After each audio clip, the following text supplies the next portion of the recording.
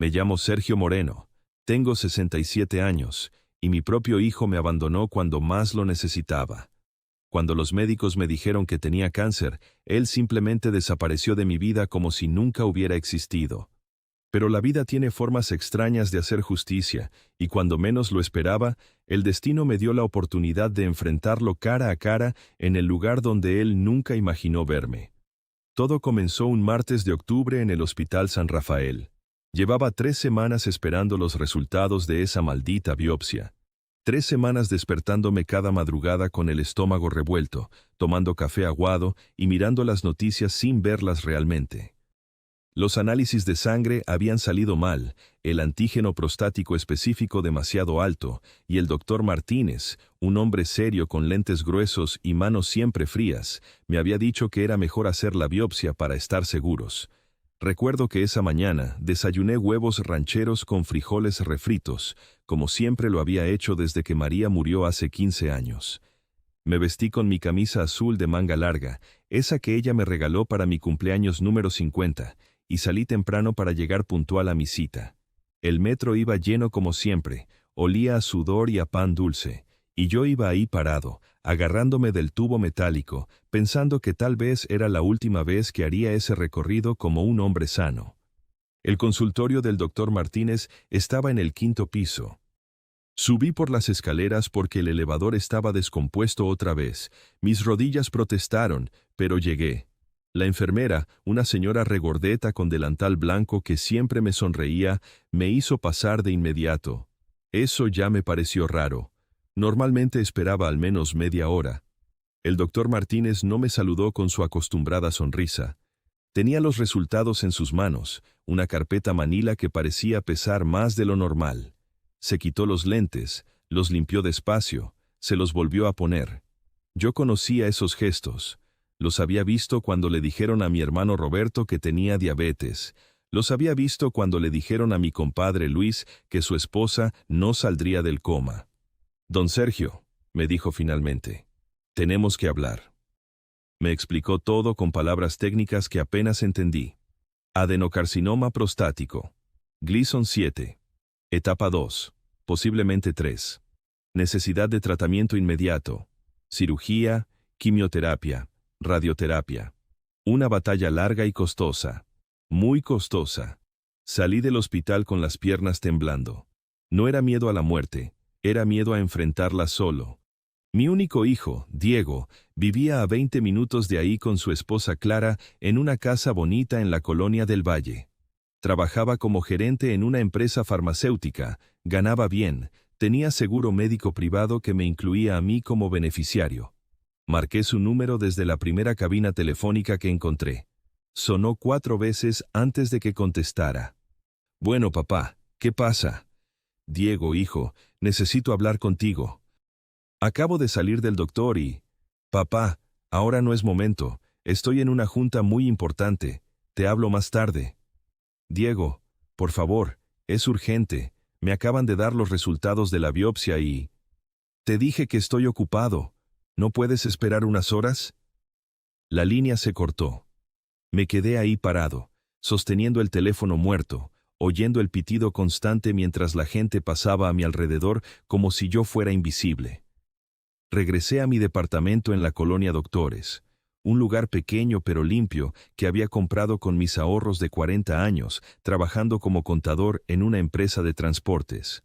2 recámaras, una cocina chiquita, una sala que también servía de comedor, las paredes llenas de fotografías de Diego desde bebé hasta su graduación universitaria. Diego en su primera comunión con su traje blanco.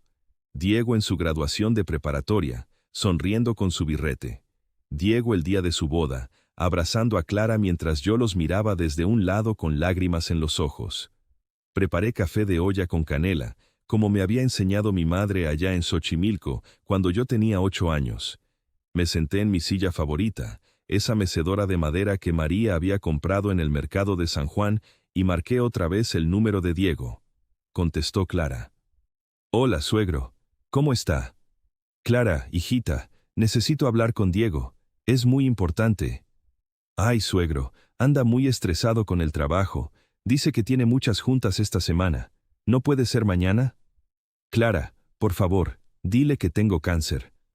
El silencio del otro lado duró tanto que pensé que se había cortado la llamada. ¿Cómo dice, suegro? Que tengo cáncer de próstata. Me lo acaban de confirmar en el hospital. Ay, Dios mío, déjeme hablar con él. Escuché voces de fondo, una discusión en susurros que no pude entender completamente. Después regresó Clara. Suegro, Diego dice que ahorita está en una videoconferencia con Estados Unidos, pero que en cuanto termine le hablo. Esa llamada nunca llegó. Los siguientes días fueron como vivir en un sueño extraño. Me levantaba, desayunaba, esperaba que sonara el teléfono. Veía las noticias, almorzaba solo, esperaba que sonara el teléfono. Cenaba viendo telenovelas, me acostaba y al día siguiente, todo igual. Le mandé mensajes de texto. El primero decía, hijo, necesito que hablemos sobre mi enfermedad. La respuesta llegó 6 horas después. Ocupado, te marco mañana. El segundo, Diego, por favor, necesito tu apoyo. Respuesta, lo sé, papá, pero esta semana está imposible en el trabajo. El tercero, el doctor dice que necesito empezar el tratamiento la próxima semana. Respuesta, entiendo, papá, ya nos vemos pronto. Pero no nos vimos pronto, no nos vimos para nada. El viernes de esa semana recibí una llamada de la aseguradora. La señorita que me habló tenía voz joven y profesional, pero lo que me dijo me cayó como un balde de agua helada. Don Sergio, le hablamos para informarle que su póliza de seguro médico familiar ha sido cancelada a solicitud del titular, el señor Diego Moreno. ¿Cómo que cancelada? Sí, señor. El señor Diego solicitó cambiar a una póliza individual. Su cobertura terminó ayer a las 11:59 de la noche. Me senté en el suelo de la cocina. Literalmente me senté en el suelo frío, con el teléfono todavía en la mano, mirando las losetas que María y yo habíamos puesto juntos hace 20 años. Cada una de esas losetas tenía una historia. La que estaba agrietada cerca del refrigerador era donde se me había caído el martillo. La que tenía una mancha era donde Diego había derramado jugo de naranja cuando tenía 5 años y yo lo había regañado suavemente, diciéndole que no pasaba nada, que se podía limpiar. Llamé a Diego inmediatamente. Me mandó directo al buzón de voz. Volví a marcar. Buzón de voz otra vez. A la tercera vez, contestó Clara. ¿Clara? ¿Por qué Diego canceló mi seguro médico? Silencio. Clara, por favor, contéstame. Suegro, Diego dice que necesita ajustar los gastos de la casa. ¿Ajustar los gastos? Clara, tengo cáncer. ¿Cómo voy a pagar el tratamiento? No lo sé, suegro. Yo le dije que no era correcto, pero él dice que no puede lidiar emocionalmente con su enfermedad. Lidiar emocionalmente. Mi propio hijo no podía lidiar emocionalmente con mi cáncer. Esa noche no cené. Me quedé sentado en la mecedora de María, viendo las fotografías en la pared. Diego bebé en mis brazos el día que nació. María estaba tan cansada después del parto, pero tan feliz. Yo tenía 28 años y sentía que el mundo entero cabía en mis manos. Le prometí a ese bebé que nunca le faltaría nada, que siempre estaría ahí para él, que lo protegería de todo. Diego niño, aprendiendo a andar en bicicleta en el Parque de los Venados. Yo corriendo detrás de él, gritándole que no tuviera miedo, que yo lo iba a agarrar si se caía. «No me sueltes, papá», me gritaba. «No me sueltes». Y yo le prometía que nunca lo soltaría. Diego adolescente, llorando cuando María murió. Los dos llorando juntos en el hospital, abrazados, prometiéndonos que íbamos a salir adelante, que ella nos estaría cuidando desde el cielo. Yo trabajando dobles turnos para pagarle la universidad, para que tuviera lo que yo nunca tuve. Diego adulto el día de su boda, diciéndome que yo era el mejor padre del mundo, que esperaba ser algún día la mitad del hombre que yo era. ¿Qué había pasado? ¿En qué momento mi hijo se había convertido en un extraño que no podía lidiar emocionalmente con la enfermedad de su padre? Me fui a dormir con todas esas preguntas dando vueltas en mi cabeza. Al día siguiente tenía que empezar a buscar opciones para costear mi tratamiento. Tenía algunos ahorros, pero sabía que no iban a alcanzar. Tendría que vender algo, tal vez empeñar el anillo de bodas de María, tal vez pedir un préstamo usando mi departamento como garantía. Pero lo que más me dolía no era el dinero. Era saber que mi único hijo, la persona que más había amado en este mundo después de María, me había dado la espalda cuando más lo necesitaba. Me había soltado cuando le había prometido que nunca lo haría. Si me estás escuchando, Diego, si algún día escuchas esta historia, quiero que sepas que esa noche lloré por primera vez desde que enterramos a tu madre. Lloré por ti, por nosotros, por todo lo que había construido durante 67 años y que se estaba desmoronando como un castillo de arena. Pero también quiero que sepas que esa fue la última noche que lloré por tu traición. Porque muy pronto descubriría que la vida tiene formas muy particulares de hacer justicia, y que a veces los amigos verdaderos aparecen cuando menos los esperas, trayendo consigo oportunidades que nunca imaginaste posibles. El lunes siguiente me internaron en el Hospital General. No tenía opción. Sin seguro médico privado, la única alternativa era el sistema público. Me asignaron una cama en la sala de oncología, compartiendo habitación con 3 hombres más. El señor Ramírez, de 70 años, con cáncer de pulmón; don Felipe, más joven que yo, con leucemia; y Joaquín, un muchacho de apenas 30 años con un tumor en el hígado que lloraba todas las noches llamando a su madre. Mi cama estaba junto a la ventana. Durante los primeros días, cuando no tenía visitas programadas ni estudios que hacer, me quedaba ahí acostado mirando hacia el patio interno del hospital.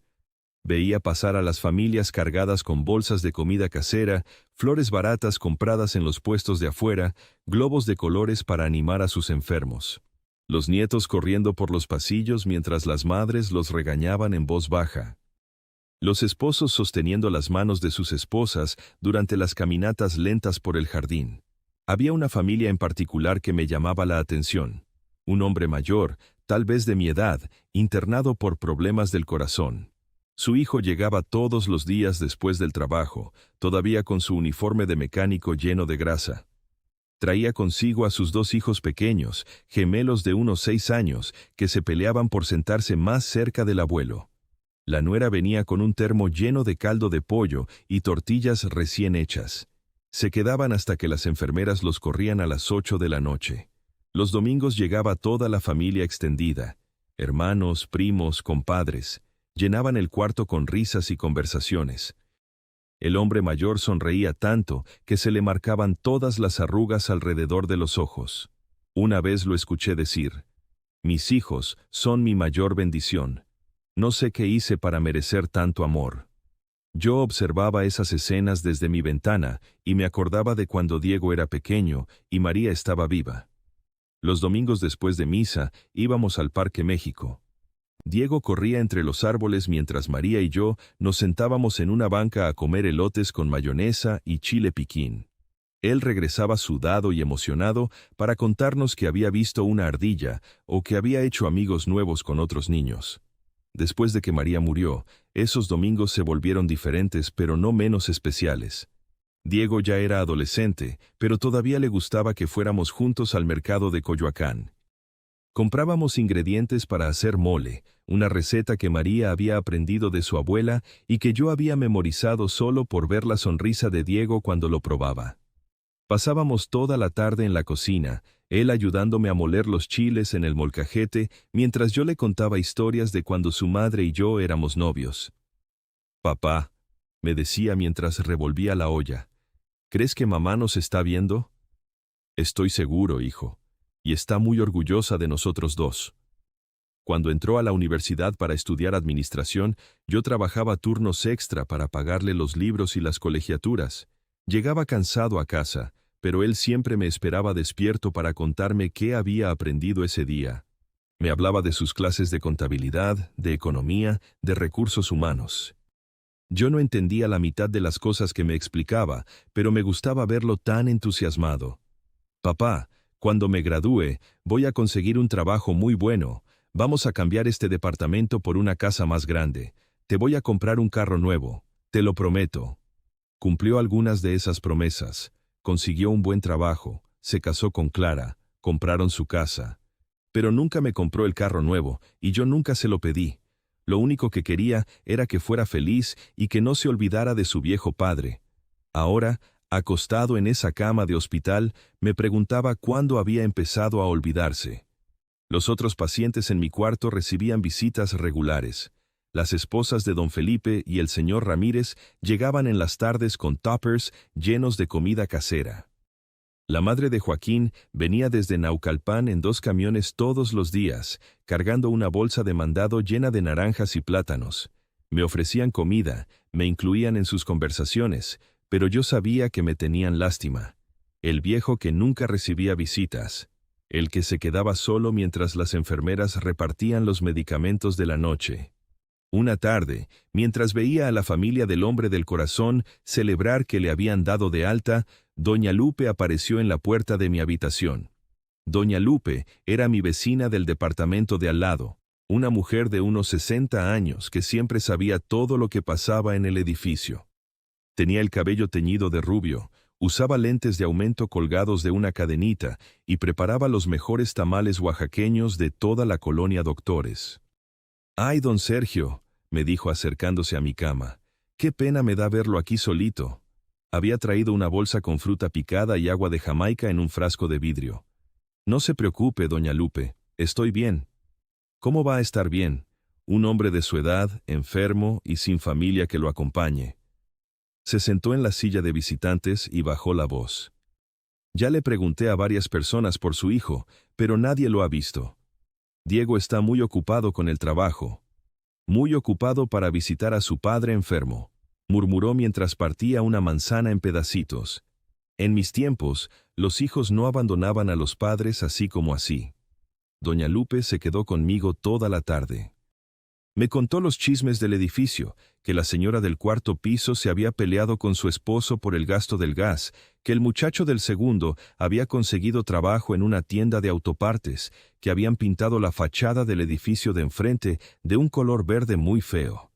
Cuando se fue, prometió regresar pronto y me pidió que le avisara si necesitaba algo. «Don Sergio, usted sabe que puede contar conmigo. Todos en el edificio lo queremos mucho. Es un hombre muy bueno, y lo que le está pasando no es justo». Esa noche, mientras los demás pacientes dormían, pensé en las palabras de doña Lupe. Era cierto que los vecinos me respetaban. Durante todos estos años, había ayudado a varios de ellos con sus problemas de dinero, llenando sus declaraciones de impuestos gratis, explicándoles cómo manejar sus ahorros. Cuando el señor Hernández del 1.er piso se quedó sin trabajo, yo le presté dinero sin intereses hasta que encontró algo nuevo. Cuando la hija de doña Carmen necesitó ayuda para entrar a la universidad, yo la ayudé con todos los papeleos. Pero ninguno de ellos era mi hijo. Ninguno de ellos tenía la obligación moral que Diego tenía conmigo. Los días se convirtieron en semanas. Las sesiones de quimioterapia me dejaban débil y nauseado. Perdí peso. Se me cayó el poco cabello que me quedaba, y mi piel se volvió grisácea. Pero lo peor no eran los efectos físicos del tratamiento. Lo peor era despertar cada mañana con la esperanza de que Diego apareciera y dormirme cada noche con la confirmación de que no iba a hacerlo. Doña Lupe cumplió su palabra y regresó varias veces. Siempre con comida, siempre con historias del edificio, siempre preguntándome si sabía algo de Diego. Una tarde me trajo una noticia diferente. «Don Sergio, ayer me encontré a mi comadre Esperanza en el mercado. ¿Se acuerda de ella? Vivía en nuestro edificio hace como 10 años, pero se mudó a la colonia Nápoles». «Sí, me acuerdo. Una señora muy amable». Pues resulta que ahora trabaja limpiando oficinas en Santa Fe. Y me contó algo muy interesante. Doña Lupe se acercó más y bajó la voz, como si fuera a revelarme un secreto de Estado. Dice que en el edificio donde trabaja hay muchas empresas importantes y que una vez vio a un muchacho que se parecía mucho a Diego, saliendo de una oficina muy elegante, con traje y corbata, platicando con otros ejecutivos. «Es posible. Diego trabaja en Santa Fe». Eso mismo pensé yo. Así que le dije a Esperanza que fuera verdad, que era su hijo, y que preguntara por ahí a ver si podía averiguar en qué empresa exactamente. No le di mucha importancia a la conversación en ese momento. Estaba más preocupado por los resultados de mis últimos estudios, que saldrían al día siguiente. Pero al parecer, doña Lupe sí le dio importancia. Y Esperanza también. Y la cadena de chismes y preguntas que empezó esa tarde en el mercado iba a llegar mucho más lejos de lo que cualquiera de nosotros podría haber imaginado. Fue un jueves por la mañana, 2 semanas después de la conversación con doña Lupe, cuando todo cambió. Yo estaba acostado leyendo un periódico viejo, esperando que vinieran a hacerme unos análisis de sangre, cuando escuché pasos firmes en el pasillo. Pasos de alguien que sabía exactamente a dónde iba. Un hombre apareció en la puerta de mi habitación.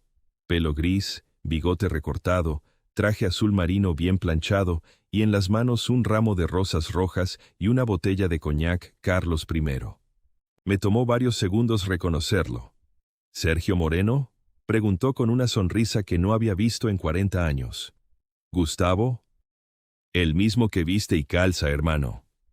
Gustavo Ramírez. Mi compañero de cuarto en el servicio militar allá en Veracruz, cuando los dos teníamos 22 años y creíamos que el mundo era nuestro. El que se despertaba cantando rancheras a las 5 de la mañana, el que me había salvado de una golpiza cuando me peleé con 3 cabos por defenderlo, el que lloraba leyendo las cartas de su novia todos los domingos, el que prometió que seríamos amigos para toda la vida cuando nos licenciamos. ¿Pero qué haces aquí? ¿Cómo supiste dónde encontrarme? Se sentó en la silla de visitantes y puso las flores en la mesa de noche. La botella de coñac la mantuvo en sus manos. Es una historia larga, hermano, pero primero dime cómo te sientes. ¿Te ves? Bueno, te ves como alguien que está peleando una batalla muy dura. Le conté todo. El diagnóstico, el tratamiento, la situación económica. Pero no le mencioné nada de Diego. Todavía tenía la esperanza de que mi hijo reaccionara, de que apareciera antes de que fuera demasiado tarde. Gustavo me escuchó en silencio, asintiendo de vez en cuando, apretando los puños cuando le expliqué lo del seguro médico cancelado. ¿Y tu familia, Sergio? ¿Tu hijo no te está apoyando? La pregunta directa me desarmó completamente. Vi en sus ojos la misma honestidad que tenía cuando éramos jóvenes, cuando nos contábamos todo sin filtros ni mentiras. Diego está muy ocupado con el trabajo. ¿Ocupado? ¿Su padre tiene cáncer y está ocupado? No pude sostenerle la mirada. Gustavo había desarrollado una habilidad especial para detectar las mentiras. Probablemente por eso había llegado tan lejos en la vida. Cuéntame la verdad, Sergio. ¿Qué está pasando realmente con tu hijo? Y entonces le conté todo. Desde la llamada que me colgó hasta la cancelación del seguro. Desde los mensajes sin respuesta hasta las excusas a través de Clara. Le conté sobre las noches que pasaba despierto preguntándome qué había hecho mal, sobre la vergüenza que sentía cuando los otros pacientes recibían visitas y yo me quedaba solo. Gustavo no dijo nada durante todo mi relato, pero vi cómo su expresión cambiaba gradualmente. La sonrisa desaparecía, los ojos se le endurecían, las manos se le cerraban en puños sobre sus rodillas. Cuando terminé, se quedó en silencio varios minutos. Después se levantó, caminó hasta la ventana y regresó a sentarse.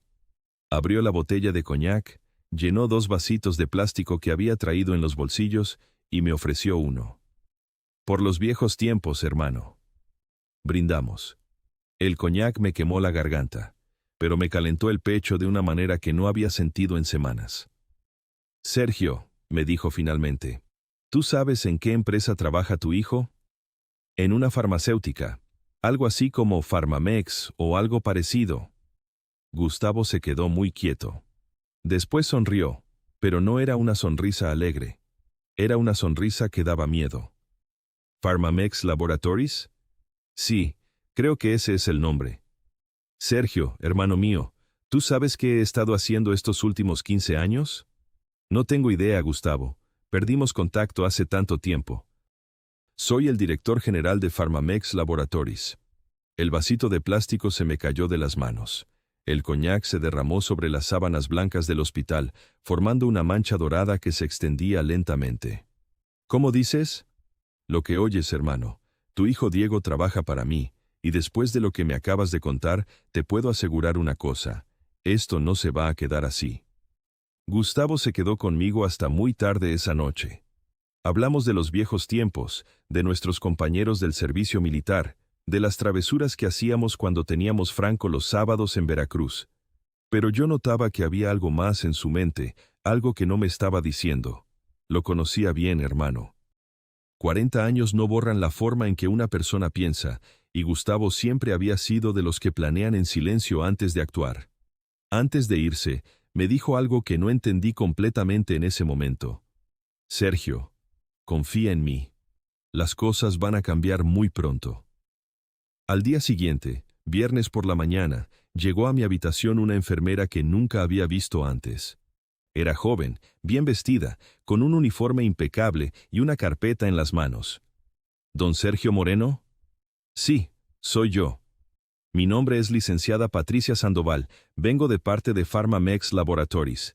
Tengo instrucciones de informarle que ha sido seleccionado para participar en nuestro programa especial de atención médica para consultores externos. Me quedé mirándola sin entender nada. Disculpe, señorita, pero creo que hay un error. Yo no trabajo para ninguna empresa farmacéutica. Según nuestros registros, usted ha sido contratado como consultor en temas de análisis financiero y contabilidad corporativa. El director general, licenciado Gustavo Ramírez, autorizó personalmente su incorporación al programa médico ejecutivo. Me extendió una carpeta con documentos. Adentro había un contrato de consultoría, una credencial de empleado temporal y una póliza de seguro médico privado con cobertura total para tratamientos oncológicos. Don Sergio, si firma estos papeles, será transferido inmediatamente al Hospital Ángeles del Pedregal, donde recibirá tratamiento en la unidad de oncología más avanzada del país. Todos los gastos cubiertos al 100%. No sabía si reír o llorar. Gustavo había encontrado la manera de ayudarme sin que fuera caridad. Me había dado la dignidad de ser un empleado, no un enfermo que recibe limosna. Firmé los papeles con manos temblorosas. Esa misma tarde me trasladaron al hospital privado. Mi nueva habitación era individual, con vista al jardín, televisión de pantalla plana y un sillón cómodo para visitas.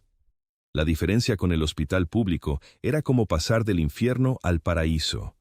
El doctor que me atendió, un especialista en urología oncológica llamado Dr. Vega, revisó todo mi expediente y me explicó que iban a ajustar mi tratamiento. Don Sergio, con la cobertura que tiene ahora, podemos hacer cosas que antes no eran posibles. Vamos a combinar quimioterapia de última generación con un protocolo de inmunoterapia experimental. Sus probabilidades de recuperación aumentan significativamente. Durante los siguientes días, mientras me adaptaba a mi nueva situación, no dejaba de pensar en Gustavo. ¿Qué estaría planeando exactamente? Porque yo lo conocía y sabía que no era hombre de quedarse solo con ayudarme a mí. Diego había lastimado a su hermano del alma y eso no iba a quedar impune.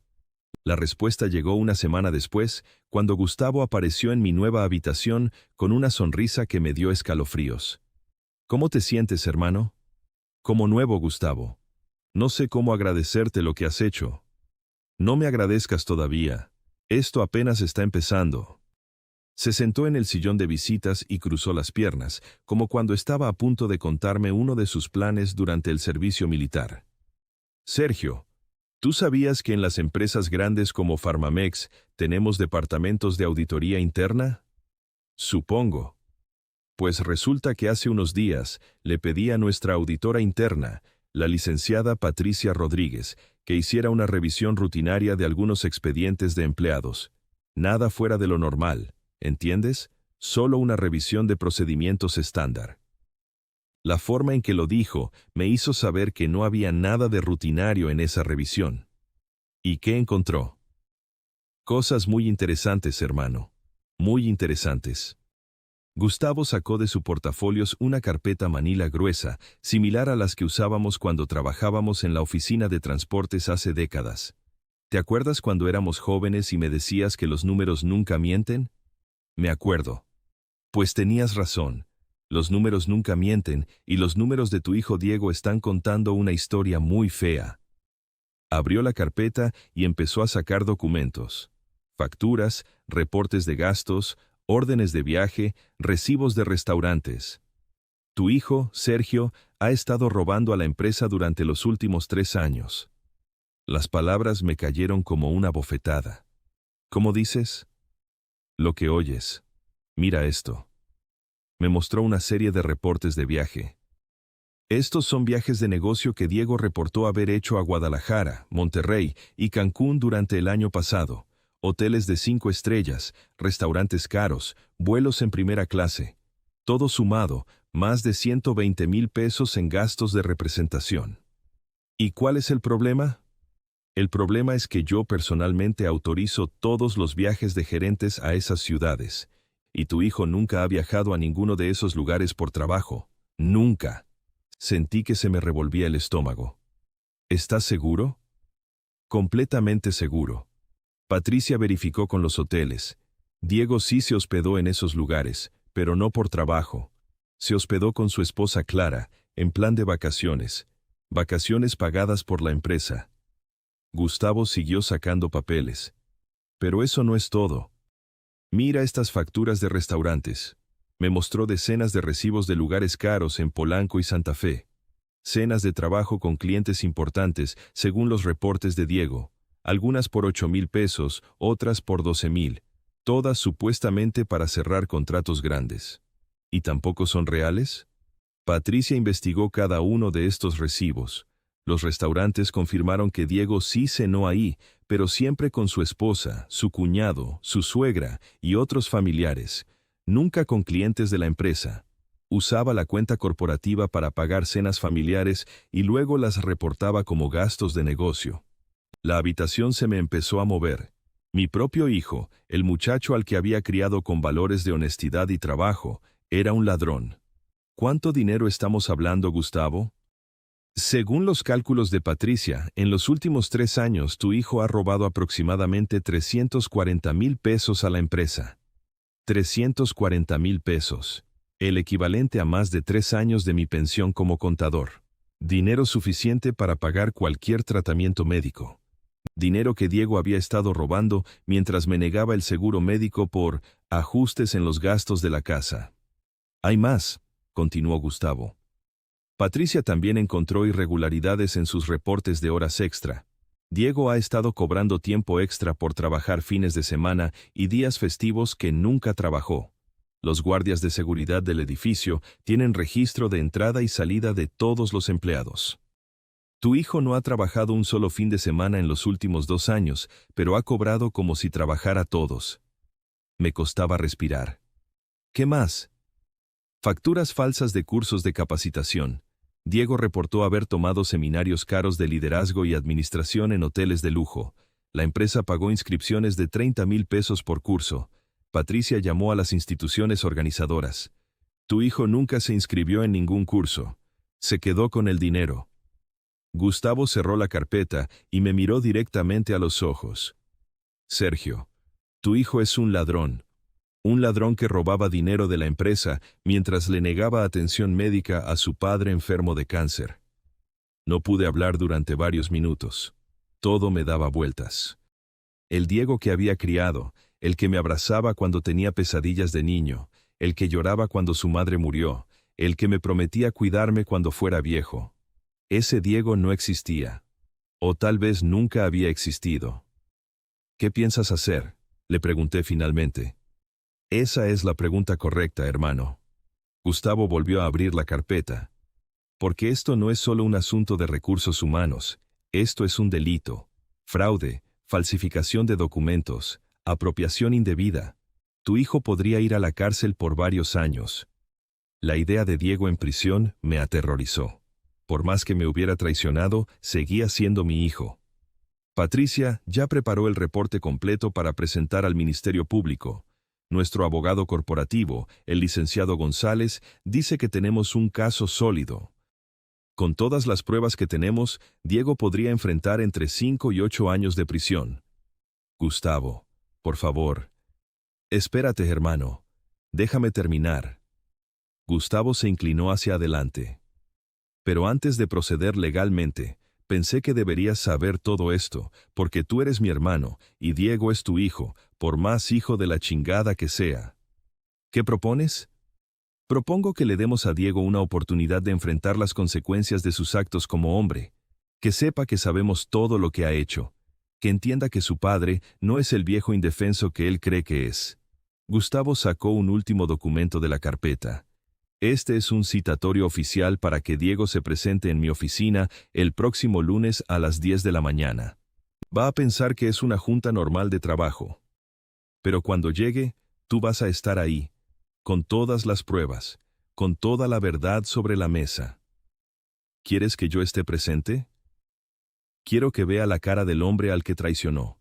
Quiero que sepa que mientras él robaba dinero para pagar vacaciones de lujo, su padre estaba muriendo solo en un hospital público. Quiero que entienda qué clase de hijo ha sido. La propuesta me dio miedo y esperanza al mismo tiempo. Miedo porque no sabía si tenía fuerzas para enfrentar a Diego después de todo lo que había pasado. Esperanza porque finalmente iba a poder preguntarle por qué me había abandonado. ¿Y después qué, Gustavo? Después le damos a elegir. O renuncia inmediatamente, devuelve el dinero robado y se busca otro trabajo. O presentamos los cargos penales y que sea la justicia la que decida su futuro. ¿Y si elige renunciar? Entonces se acabó. No lo vuelvo a contratar nunca, pero tampoco va a la cárcel. Tendrá que vivir con la vergüenza de saber que su padre descubrió qué clase de hombre es realmente. Me quedé pensando durante mucho tiempo. Por un lado, sentía que Diego merecía ir a la cárcel por lo que había hecho. No solo el robo a la empresa, sino la traición hacia mí. Por otro lado, seguía siendo mi hijo, y la idea de verlo tras las rejas me partía el corazón. ¿Cuánto tiempo tengo para decidir? El tiempo que necesites, hermano. Pero ten en cuenta una cosa, si no hacemos esto, Diego va a seguir robando, va a seguir lastimando gente. Y cuando tenga hijos, les va a enseñar que está bien abandonar a la familia cuando las cosas se ponen difíciles. Esa noche no pude dormir. Me quedé despierto mirando el techo de mi habitación privada, pensando en todo lo que Gustavo me había revelado. Mi hijo no solo me había abandonado cuando más lo necesitaba, me había abandonado mientras robaba dinero que podría haber usado para ayudarme. ¿En qué momento Diego se había convertido en esa persona? ¿Cuándo había decidido que el dinero era más importante que su propio padre? ¿Cómo había podido mirarme a los ojos durante años sabiendo que era un ladrón? Pero también pensé en María. ¿Qué habría hecho ella en mi lugar? ¿Habría perdonado a Diego? ¿Habría buscado venganza? ¿O habría encontrado alguna tercera opción que yo no estaba viendo? Al amanecer, tomé mi decisión. Le iba a dar a Diego la oportunidad de explicarse, de disculparse, de demostrar que todavía quedaba algo del niño que había criado con tanto amor. Pero si no aprovechaba esa oportunidad, si seguía mintiendo o justificando sus acciones, entonces Gustavo tenía razón. A veces la justicia tiene que ser más importante que el amor de padre. Llamé a Gustavo temprano esa mañana. Hermano, acepto tu propuesta. Quiero estar ahí cuando confrontes a Diego. ¿Estás seguro? Estoy seguro. Es hora de que mi hijo sepa que los números nunca mienten y que las traiciones siempre tienen consecuencias. Muy bien, Sergio. El lunes a las 10. Tú y yo, Diego, y la verdad. Finalmente. El viernes por la tarde, Diego recibió un correo electrónico que le cambió el humor completamente. Venía directamente de la oficina del director general, con el logo oficial de Farmamex en el encabezado y un asunto que decía: citatorio, reunión especial, confidencial. Estimado licenciado Diego Moreno, leyó en voz alta mientras Clara preparaba café en la cocina de su casa en Del Valle. Por este medio, se le cita a presentarse el lunes 15 de octubre a las 10 de la mañana, en punto en la oficina del director general para una reunión especial de evaluación y proyección profesional. Favor de presentarse puntualmente y mantener absoluta confidencialidad sobre esta convocatoria. Atentamente, Secretaría de Dirección General. Clara se asomó desde la cocina, secándose las manos con un trapo bordado que había sido regalo de bodas de su madre. ¿Qué es eso que te tiene tan emocionado? Una junta con el mismísimo director general, Gustavo Ramírez. Nunca en 3 años me había citado personalmente. Diego se aflojó la corbata y sonrió por primera vez en semanas. ¿Sabes lo que esto significa? ¿Qué? que finalmente se dieron cuenta de mi trabajo. Todos esos reportes que he estado entregando, todas las horas extra, todos los viajes para cerrar contratos importantes, todo está dando resultado. Se levantó del sillón y empezó a caminar por la sala, gesticulando como hacía cuando estaba realmente entusiasmado. Clara, esto tiene que ser por el ascenso, seguramente van a ofrecerme la subdirección regional, o tal vez la gerencia corporativa de la zona centro. Con el sueldo que eso implica, podríamos empezar a buscar una casa más grande, tal vez en las lomas. Clara sonrió, pero había algo en sus ojos que Diego no notó porque estaba demasiado concentrado en sus fantasías de éxito. ¿Y tu papá? ¿No crees que deberías llamarlo? Hace semanas que no sabemos nada de él. La sonrisa de Diego se desvaneció ligeramente. ¡Ay, Clara! ¿Por qué tienes que arruinar el momento?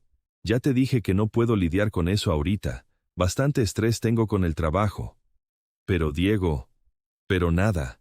Cuando consiga el ascenso, cuando tengamos más estabilidad económica, entonces podremos pensar en ayudar a mi papá. Ahorita no es el momento. Diego se fue a dormir esa noche soñando con oficinas más grandes, secretarias propias y cuentas de gastos ilimitadas. Había trabajado duro para llegar a donde estaba. Bueno, tal vez no exactamente duro, pero sí había sido inteligente. Había sabido aprovechar las oportunidades que se le presentaron. Y ahora, finalmente, iba a recibir el reconocimiento que merecía. El fin de semana se le pasó volando. El sábado fue a cortarse el cabello en una peluquería cara de Polanco, se compró una corbata nueva de seda italiana y mandó a limpiar su mejor traje. El domingo ensayó frente al espejo diferentes formas de saludar al director general, diferentes maneras de mostrar humildad, pero también seguridad en sí mismo. Buenos días, licenciado Ramírez. Es un honor estar aquí. Muchas gracias por la oportunidad, señor director. He estado esperando esta oportunidad para demostrar mi potencial. Clara lo observaba desde la puerta de la recámara, moviendo la cabeza. Te estás comportando como si fuera una audición para una telenovela. Es que no entiendes, amor. Esta es la oportunidad de mi vida. Todo por lo que he trabajado estos años se va a decidir en esa junta. El lunes por la mañana, Diego despertó 2 horas antes de lo normal. Se duchó con jabón importado, se afeitó con extra cuidado, se puso loción francesa que había comprado durante uno de sus viajes de trabajo a Cancún. El traje le quedaba perfecto, la corbata combinaba exactamente con sus zapatos de piel italiana y su portafolios de cuero genuino contenía copias de todos sus reportes más importantes del último año. Llegó a las oficinas de Farmamex en Santa Fe con 40 minutos de anticipación. Se sentó en el lobby ejecutivo, revisando una vez más sus documentos, imaginándose cómo sería trabajar en ese piso de la torre, con vista panorámica a toda la ciudad. Licenciado Moreno, lo llamó la secretaria del director general exactamente a las 9:58. El licenciado Ramírez lo está esperando. Diego caminó por el pasillo alfombrado, sintiendo que cada paso lo acercaba más a su destino. La puerta de caoba con letras doradas que decían «Director General» se abrió automáticamente y él entró con la sonrisa más profesional que pudo componer. Lo primero que vio fue la oficina más impresionante en la que había estado jamás. Ventanales del piso al techo con vista a toda la Ciudad de México. Una mesa de juntas para 12 personas. Libreros llenos de tomos de derecho corporativo. Y detrás del escritorio principal, un hombre de unos 60 años con pelo gris, bigote recortado y traje azul marino que irradiaba autoridad. Buenos días, licenciado Moreno. Soy Gustavo Ramírez. Buenos días, señor director. Es un honor conocerlo finalmente. El placer es mío. Por favor, tome asiento. Diego se dirigió hacia una de las sillas frente al escritorio, pero Gustavo lo detuvo. No. Mejor siéntese en la mesa de juntas. Tenemos algunas personas más que van a acompañarnos en esta reunión. Fue entonces cuando Diego notó que no estaban solos. En una esquina de la oficina, junto a una pequeña mesa auxiliar, estaba una mujer elegante de unos 50 años, vestida con traje sastre negro, revisando una carpeta gruesa. Tenía lentes de lectura colgando de una cadena dorada y una expresión seria que no prometía nada bueno. Permíteme presentarte a la licenciada Patricia González, nuestra asesora legal corporativa. La mujer levantó la vista y le dirigió a Diego una sonrisa fría y profesional. Mucho gusto, licenciado Moreno. Igualmente, respondió Diego, sintiendo por primera vez que algo no estaba bien. ¿Para qué necesitaban un abogado en una junta de evaluación profesional? Y también quiero que conozcas a alguien más, continuó Gustavo, caminando hacia las ventanas. Alguien que ha sido muy importante en mi vida. Diego siguió la dirección de su mirada y se quedó helado. En un sillón junto a la ventana, con vista al jardín corporativo, estaba sentado un hombre mayor. Delgado, con poco cabello, vestido con una camisa blanca sencilla y pantalón de vestir oscuro. En sus manos sostenía una carpeta manila similar a la de la abogada. Diego reconoció esa figura inmediatamente, aunque se veía más delgado y frágil de como la recordaba.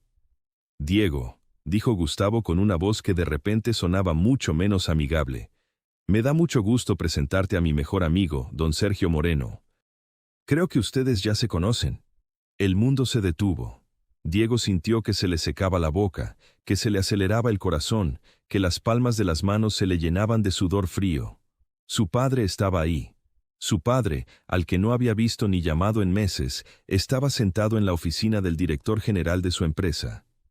«¿Papá?», murmuró con una voz que apenas se escuchó. Sergio lo miró directamente a los ojos por primera vez en meses. No había odio en esa mirada, tampoco amor, solo una tristeza profunda y una determinación que Diego nunca había visto antes. «Hola, Diego». ¿Qué haces aquí? ¿Cómo? Siéntate, por favor», dijo Gustavo, y esta vez no era una sugerencia, sino una orden. «Tenemos muchas cosas de las que hablar». Diego se dejó caer en una de las sillas de la mesa de juntas, sintiendo que las piernas no lo sostenían. Su mente trabajaba a toda velocidad, tratando de entender qué estaba pasando. ¿Cómo su padre conocía al director general? ¿Por qué había una abogada presente? ¿Por qué su padre tenía esa carpeta en las manos? «Diego», comenzó Gustavo, sentándose en la cabecera de la mesa. «Tu padre y yo fuimos compañeros de cuarto durante el servicio militar hace 40 años.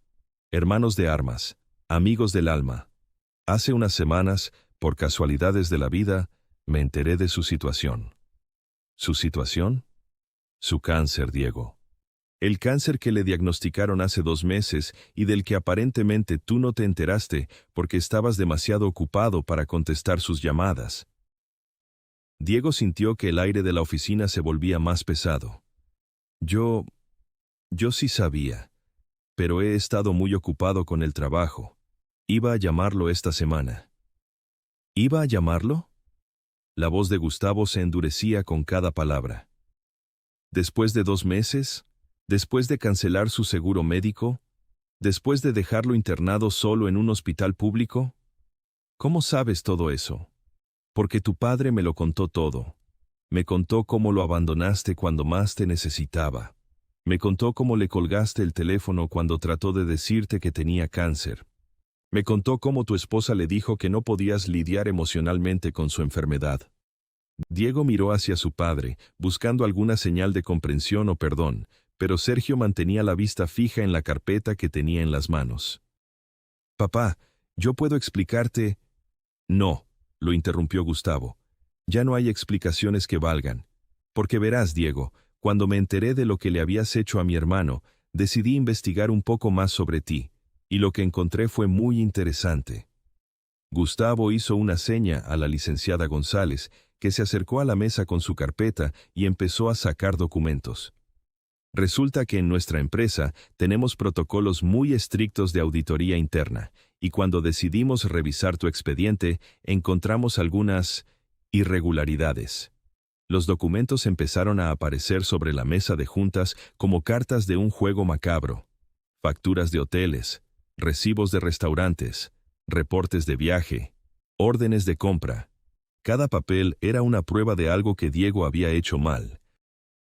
Por ejemplo, dijo la licenciada González con voz neutral y profesional, es un reporte de gastos por un viaje de trabajo a Cancún el mes pasado, Hotel Grand Oasis, suite presidencial, 3 noches, 14,000 pesos. Diego reconoció inmediatamente el documento. Era el viaje que había hecho con Clara para celebrar su aniversario de bodas.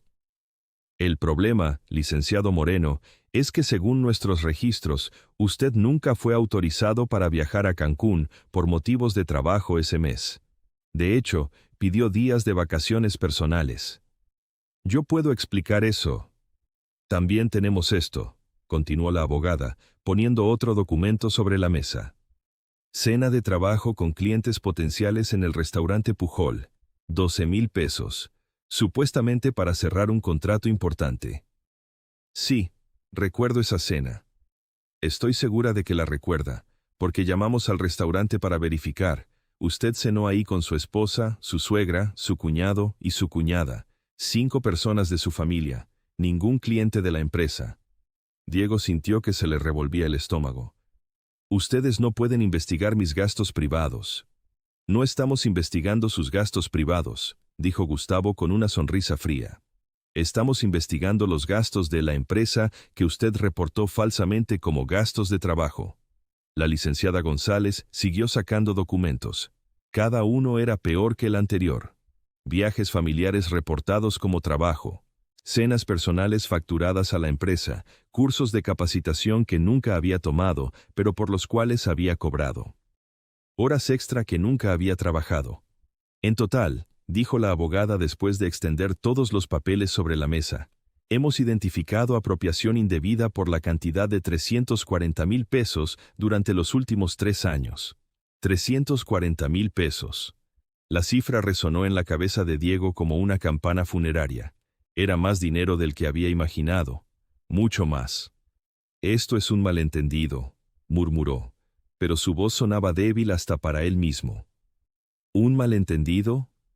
Gustavo se levantó de su silla y caminó hasta donde estaba sentado Sergio. ¿Un malentendido como abandonar a tu padre cuando tiene cáncer? Yo no abandoné a nadie. ¿No? Gustavo puso una mano en el hombro de Sergio.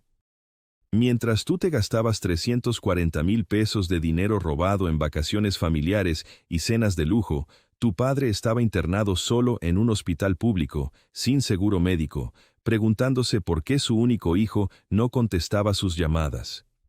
Diego miró a su padre, que seguía sin levantar la vista de su carpeta. Papá, yo no sabía que estabas tan mal. Si me hubieras explicado. ¿Explicarte qué?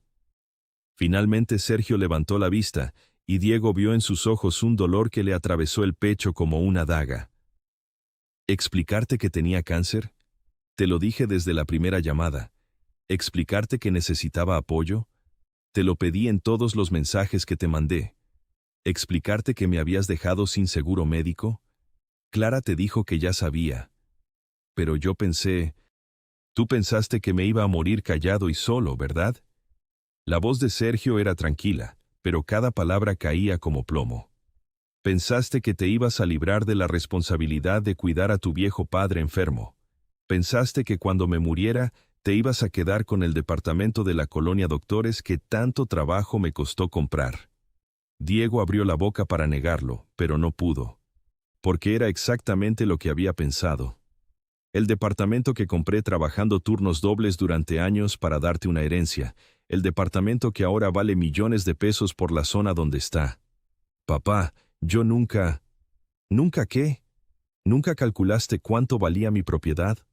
¿Nunca planeaste venderla cuando yo muriera? ¿Nunca le dijiste a Clara que con esa venta podrían comprarse una casa más grande?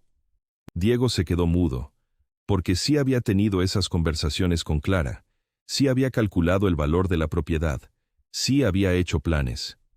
Licenciado Moreno, dijo la licenciada González, tenemos evidencia suficiente para presentar cargos penales en su contra por fraude, falsificación de documentos y apropiación indebida. Podría enfrentar entre 5 y 8 años de prisión. La palabra prisión le pegó a Diego como un martillo. ¿Prisión? ¿Por unos gastos mal reportados? Por robar 340,000 pesos, corrigió Gustavo. Durante 3 años, de manera sistemática y planificada. Eso no son gastos mal reportados. Eso es un delito grave. Diego miró desesperadamente a su padre, buscando alguna señal de que iba a interceder por él. Papá, por favor, tú sabes que yo no soy un ladrón. Fueron errores, malos juicios, pero yo no soy una mala persona. Sergio finalmente abrió la carpeta que había estado sosteniendo. Adentro había copias de todos los documentos que ya estaban sobre la mesa, pero también había otras cosas. Fotografías del hospital público donde había estado internado, recibos médicos que había tenido que pagar de su bolsillo, una carta de la aseguradora confirmando la cancelación de su póliza. Diego, dijo con una voz que sonaba cansada. Hace 3 meses, cuando me diagnosticaron cáncer, lo único que quería era que mi hijo me acompañara. No necesitaba tu dinero. No necesitaba que resolvieras mi problema. Solo necesitaba saber que no estaba solo. Pero yo estaba... Tú estabas robando dinero para pagar vacaciones mientras tu padre moría de cáncer en un hospital público. Gustavo se acercó a Diego y se inclinó hacia él. ¿Entiendes la clase de persona que eso te convierte? Diego sintió que se le llenaban los ojos de lágrimas, pero no sabía si de tristeza, de miedo o de vergüenza. ¿Qué quieren de mí?, preguntó finalmente. Queremos que elijas, respondió Gustavo. Opción número 1. Presentamos todos estos documentos al Ministerio Público y que sea la justicia la que decida tu futuro. Opción número 2. Renuncias inmediatamente, devuelves hasta el último peso que robaste y desapareces de esta empresa para siempre. ¿Y si elijo la segunda opción? Entonces no vas a la cárcel.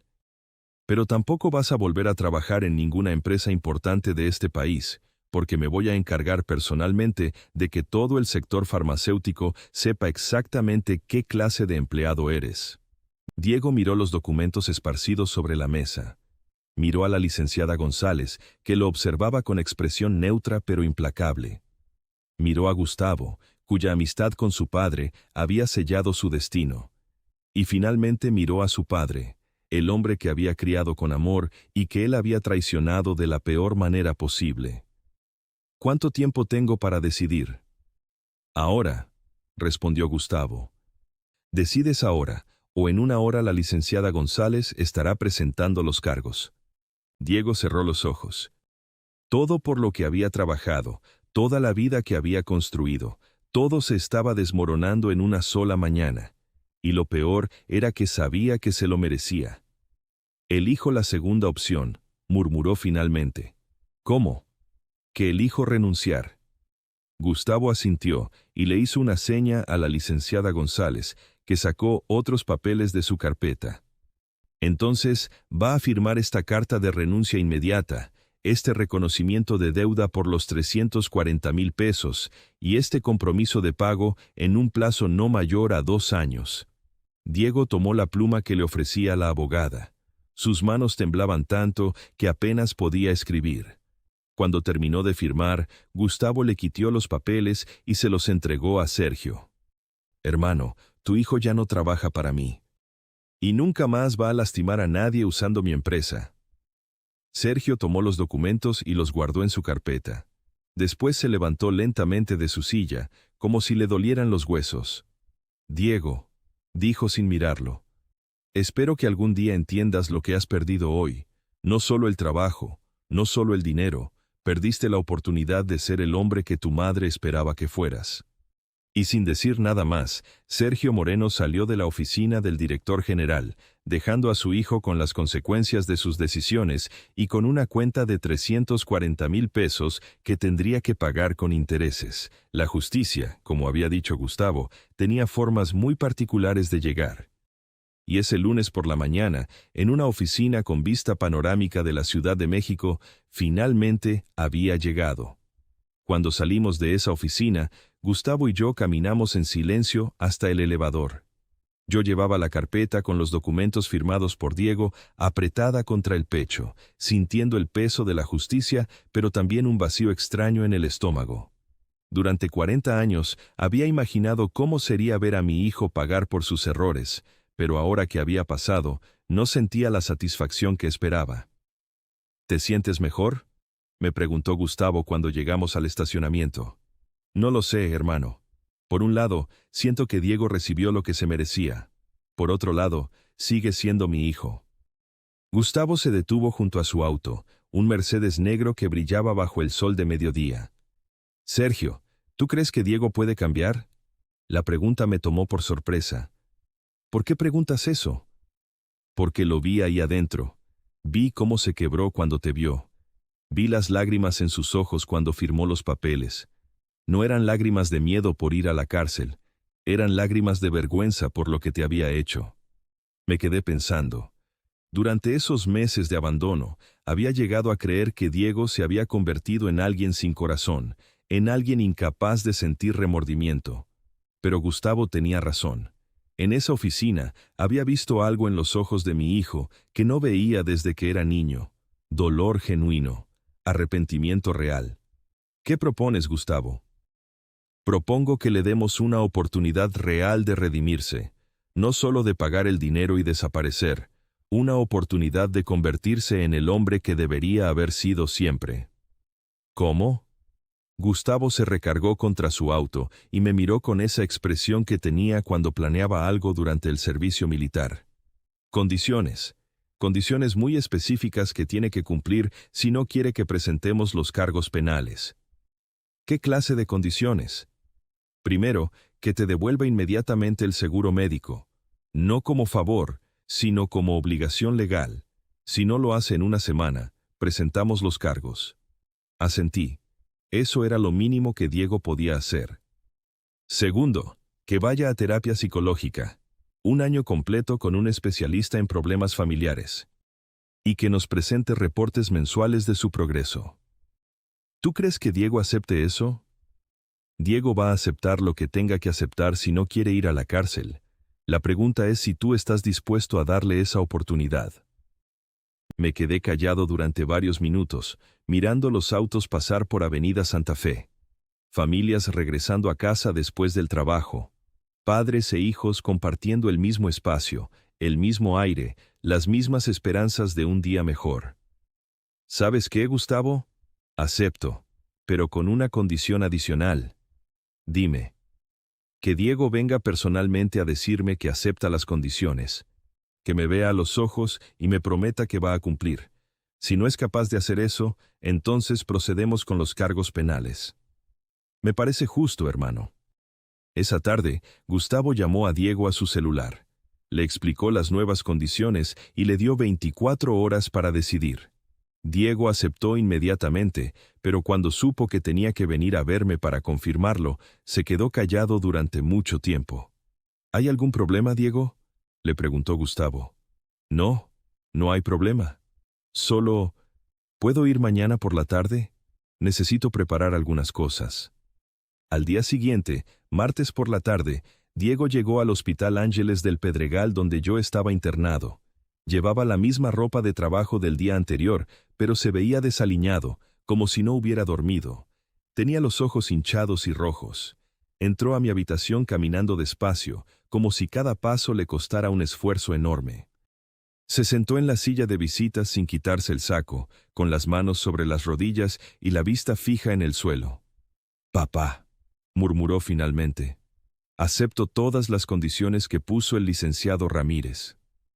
Mírame cuando me hables, Diego». Levantó la vista lentamente. Sus ojos estaban llenos de lágrimas que trataba de contener. «Acepto ir a terapia. Acepto devolverte el seguro médico inmediatamente. Acepto pagar hasta el último peso que robé. Y acepto cualquier otra condición que quieras ponerme». «¿Por qué, Diego? ¿Por qué aceptas ahora?» Se quebró. Literalmente se quebró ahí sentado en esa silla. Empezó a llorar como no lo había visto llorar desde que murió su madre. «Porque me di cuenta de que soy un monstruo, papá. Porque mientras tú estabas aquí muriendo de cáncer, yo estaba calculando cuánto dinero iba a heredar cuando te murieras, porque soy la peor clase de hijo que puede existir».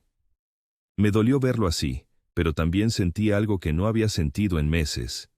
Esperanza. La esperanza de que tal vez, después de todo, el Diego que había criado con amor todavía existía en algún lugar profundo de ese hombre quebrado. «Diego, ¿tú realmente quieres cambiar? ¿O solo estás asustado de ir a la cárcel?» «Las dos cosas, papá. Estoy aterrorizado de la cárcel, pero también estoy aterrorizado de ser esta persona en la que me convertí sin darme cuenta. Entonces está bien. Vamos a intentarlo. Pero Diego, si no cumples con todo lo que prometiste, no habrá segunda oportunidad. Lo sé, papá, lo sé. Los siguientes meses fueron los más extraños de mi vida. Por un lado, mi salud empezó a mejorar dramáticamente. Los doctores del hospital privado me explicaron que el cáncer era más operable de lo que pensaban inicialmente. Con la nueva quimioterapia de última generación y el protocolo de inmunoterapia experimental, las posibilidades de recuperación completa eran muy altas. Don Sergio, me dijo el doctor Vega después de revisar mis últimos estudios, sus marcadores tumorales han bajado un 80%. Si seguimos así, en 6 meses más, podríamos estar hablando de una remisión completa. Por otro lado, Diego cumplió su palabra. La primera semana después de nuestra conversación, recibí una llamada de la aseguradora confirmando que mi póliza médica familiar había sido reactivada con cobertura total. No solo eso, sino que Diego había pagado de su bolsillo para actualizarla a un plan premium que cubría tratamientos experimentales. También empezó la terapia psicológica. Cada mes recibía un reporte del doctor Martín Sánchez, el psicólogo especialista en terapia familiar que Gustavo había recomendado. Los primeros reportes eran desalentadores. El paciente Diego Moreno presenta síntomas de depresión severa y ansiedad generalizada, decía el primer reporte. Se muestra resistente a aceptar la responsabilidad total de sus acciones y tiende a justificar su comportamiento culpando factores externos como presión laboral y problemas financieros. Pero gradualmente, los reportes empezaron a cambiar. El paciente muestra progreso significativo en reconocer patrones de comportamiento destructivo, decía el reporte del tercer mes. Ha comenzado a explorar las raíces de su necesidad de validación a través del éxito material y su miedo al fracaso económico. Para el quinto mes, el reporte era completamente diferente. Diego Moreno ha alcanzado un nivel de introspección notable. Entiende claramente cómo sus inseguridades personales lo llevaron a priorizar el dinero sobre las relaciones familiares. Está desarrollando estrategias saludables para manejar el estrés y la responsabilidad emocional. Durante todo este tiempo, Diego no intentó verme ni comunicarse conmigo más allá de lo estrictamente necesario para cumplir las condiciones. Pagaba religiosamente las mensualidades del dinero robado, enviaba copias de todos los reportes médicos y mandaba un mensaje de texto cada domingo preguntando cómo me sentía. Pero nunca pidió visitarme, nunca sugirió que nos viéramos. Al principio pensé que era cobardía, después entendí que era respeto. Diego había entendido que necesitaba ganarme de nuevo el derecho de estar en mi vida. En el sexto mes después de la confrontación en la oficina de Gustavo, me dieron de alta del hospital. El cáncer estaba oficialmente en remisión. Los doctores me dijeron que tendría que seguir con revisiones regulares, pero que podía regresar a una vida completamente normal. Fue entonces cuando tomé una decisión que había estado considerando durante semanas. Una mañana de abril, llamé a mi abogado, el licenciado Hernández, que había manejado mis asuntos legales durante años. Don Sergio, ¿en qué puedo ayudarlo? Quiero cambiar mi testamento, licenciado. Por supuesto. ¿Qué modificaciones quiere hacer? Quiero donar mi departamento de la colonia Doctores al Fondo de Esperanza Oncológica. Hubo un silencio largo del otro lado de la línea. Don Sergio, ¿está seguro de esa decisión? Ese departamento vale varios millones de pesos. Es prácticamente toda su herencia. Estoy completamente seguro, licenciado. Quiero que ese dinero se use para ayudar a otros pacientes de cáncer que no tienen recursos para pagar su tratamiento. Pacientes como yo habría sido sin la ayuda de mi amigo Gustavo. ¿Y su hijo Diego? ¿No va a dejarle nada? A Diego le voy a dejar algo mucho más valioso que dinero. Le voy a dejar la lección de que las acciones tienen consecuencias y que el amor verdadero no se hereda, se gana. El licenciado Hernández preparó todos los documentos. Una semana después, firmé la donación oficial. Mi departamento, que había comprado con el sudor de 40 años de trabajo honesto, ahora pertenecía a una fundación que ayudaría a personas como yo. Le mandé una copia de los documentos a Diego con una carta simple. Hijo, tu herencia ya no es material. Ahora tendrás que construir tu propia riqueza basada en el trabajo honesto y las decisiones correctas. Tu padre que te ama, pero que ya no puede rescatarte de las consecuencias de tus acciones. No recibí respuesta inmediata. De hecho, no supe nada de Diego durante 2 semanas después de enviarle esa carta. Fue un sábado por la mañana, casi exactamente 8 meses después de la confrontación en la oficina de Gustavo, cuando escuché que tocaban la puerta de mi departamento. Era temprano, apenas las 9 de la mañana, y yo estaba desayunando huevos rancheros mientras veía las noticias. Abrí la puerta y ahí estaba Diego. Pero no era el Diego ejecutivo con traje caro y corbata de seda. Este Diego llevaba jeans, una camisa blanca sencilla y tenis gastados. Se veía más delgado, pero también más tranquilo, más real. En sus manos llevaba un ramo de claveles rojos, mis flores favoritas desde que era joven, no rosas caras de florerías elegantes, claveles sencillos como los que me regalaba María cada domingo después de misa. «Papá», me dijo con una voz que temblaba ligeramente, «¿puedo pasar? Necesito decirte algunas cosas». Lo invité a entrar. Se sentó en la mecedora de María, la misma donde yo había pasado tantas noches pensando en su traición, y me entregó las flores. «Papá, vengo a pedirte perdón. No perdón por el dinero que robé. No perdón por haber perdido el trabajo. Vengo a pedirte perdón por haberte abandonado cuando más me necesitabas. Por haberte fallado como hijo. Por haber pensado más en tu herencia que en tu salud. Por haber sido la clase de hombre que mamá se habría avergonzado de ver». Las lágrimas corrían por sus mejillas sin que él tratara de detenerlas. «Papá, durante estos meses en terapia entendí algo terrible. Entendí que dejé de verte como mi padre y empecé a verte como un obstáculo para mis ambiciones. Entendí que cuando supe de tu cáncer, mi primer pensamiento no fue cómo ayudarte, sino cuándo ibas a morir para que yo pudiera heredar tu departamento». Se detuvo, respiró profundamente y continuó. «Y ahora que sé que donaste el departamento, que ya no voy a heredar nada, me doy cuenta de algo. Me doy cuenta de que me siento aliviado.